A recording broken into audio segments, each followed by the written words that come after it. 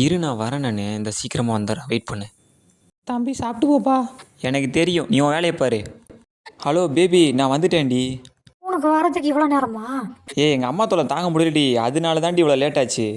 நமக்கு கல்யாணம் ஆனதுக்கப்புறம் ஃபஸ்ட்டு உங்கள் அம்மாவை கட் பண்ணு. சரிடி, அதெல்லாம் அப்புறம் பார்த்துக்கலாம். இப்போ எங்கே இருக்கேன்னு சொல்லு. உன்னை நான் பார்க்கணும் நான். சொல்கிறா. டேய் மச்சான் இருறா பண்ணுறேன்.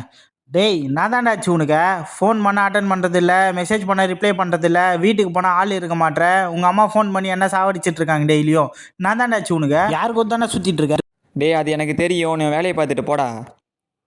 ஏன்டா எப்போ பார்த்தாலும் பொண்ணுன்னு சுற்றிட்டு இருக்க? என்னைக்கா இருந்தாலும் அந்த பொண்ணு ஒன்று விட்டு போயிடும். கடைசி வரைக்கும் நிற்கிறது உங்கள் அம்மா மட்டும்தான். நான் சொல்கிறது இப்போ உனக்கு புரியாது, என்னைக்காச்சும் ஒரு நாள் புரியும். கண்டிப்பாக இப்போ ஃபீல் பண்ணுவ நீ. இவர் பெரிய புளுத்தி. போடா. Hello baby.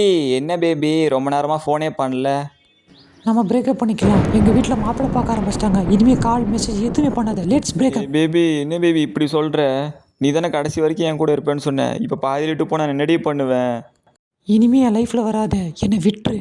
குட் பாய். பேபி இப்படிலாம் பண்ணாத பேபி. பேபி பேபி ஐயோ விட்டு போயிட்டாலே. இனி எனக்குன்னு யார் இருக்கா? நான் என்ன தான் பண்ணேன்? நான் அவளுக்கு உண்மையாக தானே நான் இருந்தேன். என்னை விட்டு போயிட்டாலே. இனி எனக்குன்னு யார் தான் இருக்கா?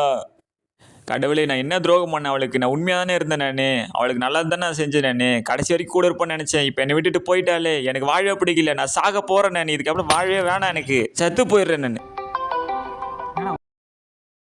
ஹலோ சொல்லுமா. தம்பி டைம் ஆயிடுச்சுப்பா. என்னப்பா இன்னும் வீட்டுக்கே வரவே இல்லை. சீக்கிரமா வரேம்மா. வீட்டுக்கு வாப்பா. நம்ம வாழ்க்கையில் எத்தனை பேர் வந்துட்டு போனாலும் நம்ம கூட கடைசி வரைக்கும் இருக்குது நம்ம அம்மாவும் அப்பாவும் மட்டும்தான். எதுக்காகவும் அம்மா அப்பாவை விட்டுறாதீங்க. அவங்க இல்லைன்னா நம்மளாம் ஒன்றுமே கிடையாது. புரிஞ்சுக்கோங்க, தெரிஞ்சுக்கோங்க.